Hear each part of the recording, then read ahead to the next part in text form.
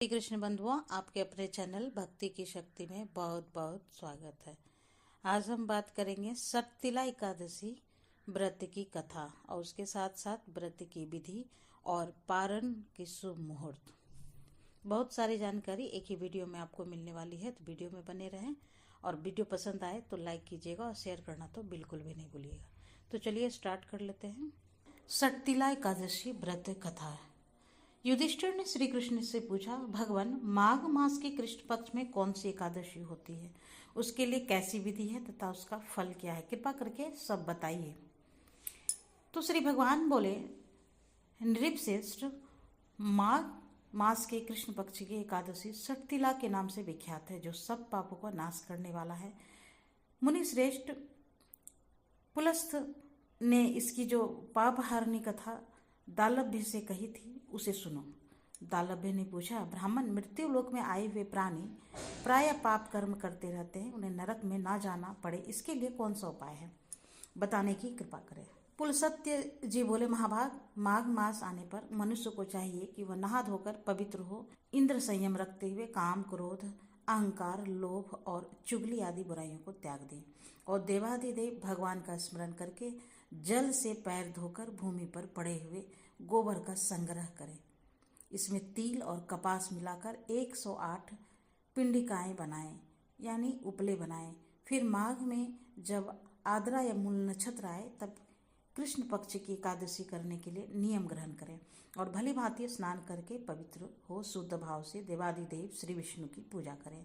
कोई भूल हो जाने पर श्री कृष्ण का नामोच्चारण करें, रात को जागरण और होम करें और चंदन, अर्गजा, कपूर, नवेद आदि सामग्री से शंख चक्र और गदा धारण करने वाले देव देवेश्वर श्री हरि की पूजा करें। तत्पश्चात भगवान का स्मरण करके बारंबार श्री कृष्ण नाम का उच्चारण करते हुए कुम्भे, नारियल अथवा बिजोरी के फल से भगवान को विधि पूर्वक पूजकर अर्घ दें।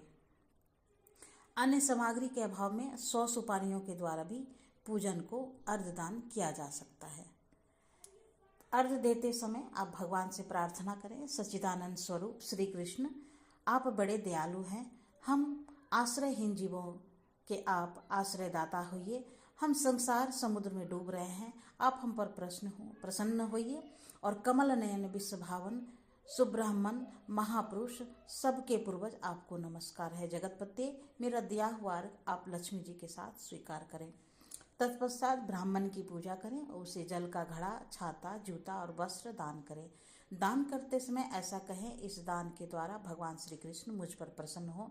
अपनी शक्ति के अनुसार श्रेष्ठ ब्राह्मण को काली गौ का दान करें और द्विज श्रेष्ठ विद्वान पुरुष को चाहिए कि वह तिल से भरा हुआ पात्र भी दान करें। उन तिलों के बोने पर उसने जितनी शाखाएं पैदा हो सकती है उतने 1000 वर्षों तक वह स्वर्गलोक में प्रतिष्ठित होता है। तिल से स्नान, होम करें, तिल का उपटन लगाए, तिल मिलाया हुआ जल पिए और तिल का दान करें और तिल को भोजन के काम में ले। इस प्रकार से हे नृपश्रेष्ठ, 6 कामों में तिल का उपयोग करने के कारण यह एकादशी सटतिला एकादशी कहलाई, जो सब पापों का नाश करने वाली है। अतः मनुष्य को मूर्खता त्याग कर सटतिला एकादशी का व्रत करना चाहिए और लोभ मोह त्याग कर तिल आदि का दान करना चाहिए। इससे दुर्भाग्य, दरिद्रता तथा अनेक प्रकार के कष्ट दूर होकर मोक्ष की प्राप्ति होती है। तो दोस्तों, अब जान लेते हैं कि माघ मास की कृष्ण पक्ष की एकादशी कब है। तो माघ मास के 2026 में माघ मास की कृष्ण पक्ष की एकादशी 14 जनवरी को है और इसके पारण का शुभ मुहूर्त है 15 जनवरी 2026 दिन गुरुवार को सुबह में 7:15 से लेकर 9:21 तक, इस बीच में आपको पारण कर लेना है। ये पारण करने का शुभ मुहूर्त है। मुहूर्त में आपको अपना व्रत खोलना चाहिए, व्रत का पारण करना चाहिए। सटतिला एकादशी व्रत के दिन प्रातः जल्दी उठना चाहिए, ब्रह्म मुहूर्त में उठ जाइए और उठकर नित्य कर्मों से निवृत्त होकर स्नान करना चाहिए। लेकिन स्नान के जल में थोड़ा सा गंगा जल और काले तिल मिलाकर स्नान करना चाहिए। और उसके बाद भगवान सूर्यदेव का पूजन करना चाहिए। भगवान सूर्यदेव को भी आप चाहे तो जल में काले तिल मिलाकर और जल अर्पित कर सकते हैं। उसके बाद आप अपने घर के मंदिर में जाइए। घर के मंदिर में शुद्ध घी का एक दीपक प्रज्वलित करना है और भगवान श्री हरि विष्णु के सामने संकल्प लीजिए कि आप षटतिला एकादशी का व्रत धारण कर रहे हैं। तो संकल्प लेने के लिए अपने दाईं हाथ में थोड़ा सा जल, पुष्प और थोड़े से सफेद तिल लेकर अपने व्रत का संकल्प ले लीजिए। और अगर आप किसी विशेष मनोकामना के लिए व्रत धारण कर रहे हैं तो अपनी मनोकामना भी भगवान श्री हरि विष्णु के सामने कह सकते हैं। तो इस प्रकार से संकल्प लेकर आप अपने व्रत का प्रारंभ करते हैं। उसके बाद विधि विधान से आप भगवान श्री हरि विष्णु का पूजा करते हैं। आज भगवान श्री हरि विष्णु का अभिषेक करते समय कच्चे दूध, पंचामृत या फिर शुद्ध जल भी लेकर ले सकते हैं और उसमें थोड़ी सी सफेद तिल मिलाकर उसी से भगवान श्री विष्णु का अभिषेक करना चाहिए। उसके बाद विधि विधान से भगवान श्री विष्णु की पूजा करें, जैसे कि पीले पुष्प, पीला फल, पीला भोग आदि अर्पित करें। और आज विशेष रूप से भगवान श्री कृष्ण को तिल से बने हुए मिष्टान या तिल के लड्डू जिसे कहते हैं भोग लगाया जाता है। और भगवान श्री विष्णु के सामने जो आप दीप प्रज्वलित करते हैं उसमें आप थोड़ा सा काले तिल भी अवश्य डालें। इससे घर में किसी भी प्रकार की नकारात्मक ऊर्जा होती है तो वो दूर हो जाती है। तो इस प्रकार से विधि विधान से भगवान श्री विष्णु के मंत्रों का उच्चारण करते हुए उनकी पूजा आराधना करनी चाहिए। और आप व्रत धारण कर रहे हैं तो दिन भर आपका व्रत रहेगा और व्रत में आप फल खा सकते हैं या फिर निर्जला भी रह सकते हैं।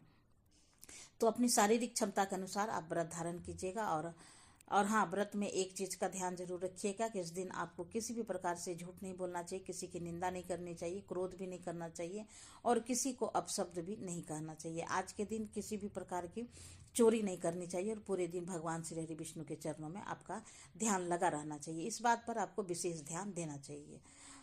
आज बुरे लोगों की संगति से दूर रहना चाहिए और सिर्फ भगवान श्री हरि विष्णु के सानिध्य में ही रहना चाहिए। और शाम के समय फिर से स्नान इत्यादि करके हाथ मुंह धो करके भगवान विष्णु के सामने बैठ जाइए। एक शुद्ध घी का दीपक प्रज्वलित कर लीजिए और रात्रि में अखंड दीप भी आप जला सकते हैं। सभी प्रकार की मनोकामनाएं पूर्ण होती है और समस्त प्रकार के सुखों की प्राप्ति होती है। तो एकादशी की रात्रि में भी आपको जागरण करना चाहिए और भगवान श्री विष्णु के सामने शुद्ध घी का एक अखंड दीप प्रज्वलित करके और पूरी रात्रि आपको जितना हो सके जितना समय हो सके संभव हो आप उतना समय आप भगवान के आगे में उनके चरणों में बिताइए, कीर्तन भजन करके या फिर मंत्रों का जाप करके, जैसे भी हो आप उन्हीं के नामों के साथ, उन्हीं के ध्यान के साथ आपको समय व्यतीत करना है। और समय आप जो है जितना हो सके 1 घंटे, 2 घंटे, 5 घंटे या पूरी रात्रि आप जागरण कर सकते हैं तो कीजिए।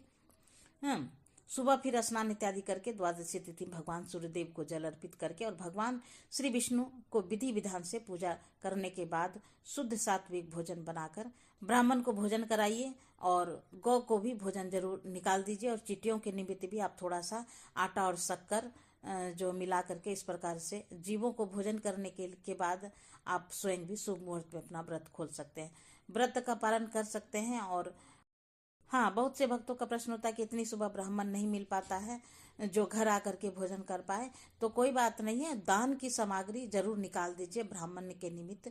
और एक व्यक्ति के खाने की सामग्री कम से कम होनी चाहिए और ज़्यादा से ज़्यादा जितना चाहे आप दे सकते हैं अपने सामर्थ्य के हिसाब से, धन वस्त्र इत्यादि जो भी है दान करना चाहते हैं। और उनके साथ तिल का दान अवश्य होना चाहिए, तो तिल का भी आप दान कर सकते हैं, चाहे तो तिल से बनी हुई मिठाई या लड्डू आप जो भी कहते हैं। और हाँ, शास्त्रों के अनुसार षटतिला एकादशी के दिन तिल को पात्र में रखकर पात्र सहित किसी ब्राह्मण को, किसी पुजारी को या किसी के धर्मस्थान में आपको दान करना चाहिए। अनेकों गुना पुण्य फल की प्राप्ति होती है। और अगर संभव हो तो किसी तांबे के पात्र में, पीतल के पात्र में, चांदी के पात्र में या फिर कोई भी वस्तु ना हो तो एक मिट्टी का पात्र ले लीजिए और उसमें थोड़े से काले तिल या सफेद तिल भर दीजिए और इसे किसी ब्राह्मण को दक्षिणा सहित दान अवश्य कीजिए। और बाकी सामग्री निकालने के बाद या फिर दान के बाद आप शुभ मुहूर्त में अपना व्रत खोल सकते हैं, व्रत का पालन कर सकते हैं। जैसे कि कई भक्तों के प्रश्न आते हैं कि इतनी सुबह हम दान भी नहीं भेज पाते हैं, तो किसे पकड़ के यहाँ पर हम कब करें? तो देखिए, आप पारण कर लीजिए, लेकिन उससे पहले दान की सामग्री निकाल दीजिए, दक्षिणा निकाल दीजिए, फिर दान के निमित्त कुछ पैसे निकाल दीजिए और फिर आप भोजन कर सकते हैं। शुभ मुहूर्त में ही पारण करना चाहिए, क्योंकि शुभ मुहूर्त बीतने के बाद अगर आप व्रत खोलते हैं तो व्रत का आपको संपूर्ण फल प्राप्त नहीं होता है। इसलिए आपका पारण शुभ मुहूर्त में होना आवश्यक है। और दान आप शाम होने के से पहले, संध्या होने से पहले जरूर भिजवा दीजिए, इस बात का भी ध्यान रखिए। दोस्तों, माघ मास की कृष्ण पक्ष की एकादशी शर्तिला एकादशी बहुत ही शुभ योग से इस बार हमें प्राप्त हो रहा है। उम्मीद है आज की ये वीडियो आपको पसंद आई होगी। यदि पसंद आई है तो लाइक करें, शेयर करना तो बिल्कुल भी ना भूलें। तो मिलते हैं एक नए वीडियो में नई जानकारी के साथ। तब तक के लिए नमस्कार। Thanks for watching.